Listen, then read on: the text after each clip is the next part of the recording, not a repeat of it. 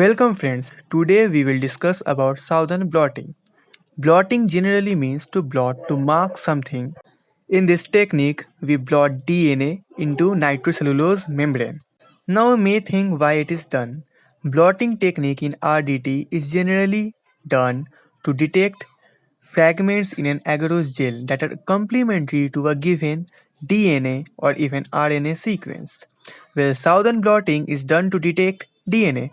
Now let's learn how it is done. First, a DNA molecule is separated in gel using agarose gel electrophoresis. Suppose a DNA is there and we want to analyze a particular gene in it.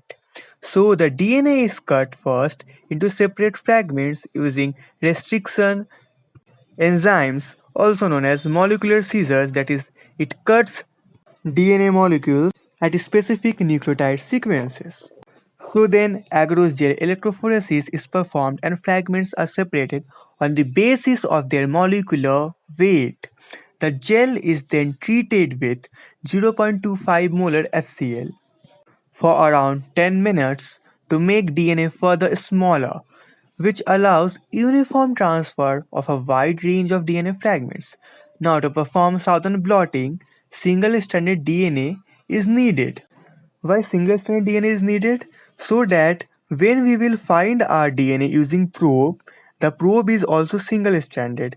So, in order to do hybridization, first we need to convert it into single-stranded DNA for doing southern blotting. So to perform southern blotting, single-stranded DNA is needed. An alkaline treatment is done to do it, which denatures the DNA fragment prior to the transfer.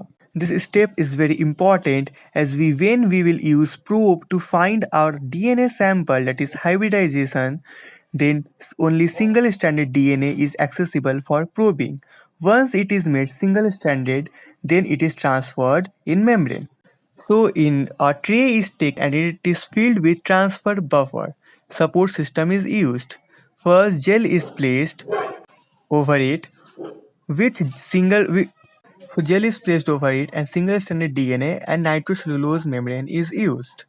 Then Wattman paper is kept and a weight is put. As buffer is there due to capillary action, the DNA molecules are carried out to the nitrocellulose membrane. Basically, the hybridization membrane is sandwiched between the gel and a stack of paper tiles, which serves to draw the transfer buffer through the gel by capillary action. The DNA molecules are then carried out of the gel by the buffer's flow and immobilized on the membrane. The membrane can be also nylon, as due to the fragile nature of nitrocellulose, nylon membrane can also be used, as nylon membrane has a greater binding capacity in addition to its higher tensile strength. So we may prefer nylon membrane instead of nitrocellulose membrane. Now after a transfer, the membrane is fixed. Actually after transfer, the nucleic acid needs to be fixed to the membrane, oven baking at 80 degrees Celsius. But there is a problem. Due to the flammable nature of nitrocellulose membrane, when we will use nitrocellulose instead of nylon, as it is flammable, it is important to be baked in vacuum oven. The oven should be vacuum. So an alternative fixation method can be used, which is UV cross-linking. Following the fixation step, the membrane is now placed in a solution of labeled radioactive or any other non-radioactive single-stranded DNA or any oligodeoxynucleotide which is complementary in the sequence to the particular blot transferred DNA band or bands which needs to be detected. Appropriate conditions should be chosen so that are labeled nucleic acid hybridization with the DNA on the membrane. So what we did that after the fixation step, we put the membrane into a solution of any labeled single-stranded DNA which is complementary in sequence to the blot transfer DNA band or the band which needs to be detected.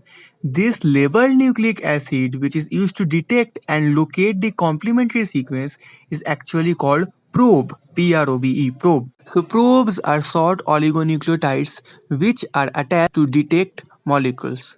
Now the probe is also single stranded, and before starting the southern blotting we already made our DNA single stranded. Now if the sequence matches, the complementarity matches, the probe will bind to the R sequence of DNA. Then hybridization reaction will this is hybridization reaction, and this is the reason why it is also called nucleic acid hybridization test. Nucleic acid hybridization is done now. Now after the hybridization reaction has been carried out, the membrane is now washed to remove all the unbound radioactivity, and the region of hybridization are detected using autoradiography method. How it is done? It is done as we can see in this diagram by placing the membrane in contact with our X-ray field. So guys, this was southern blotting technique. Thank you.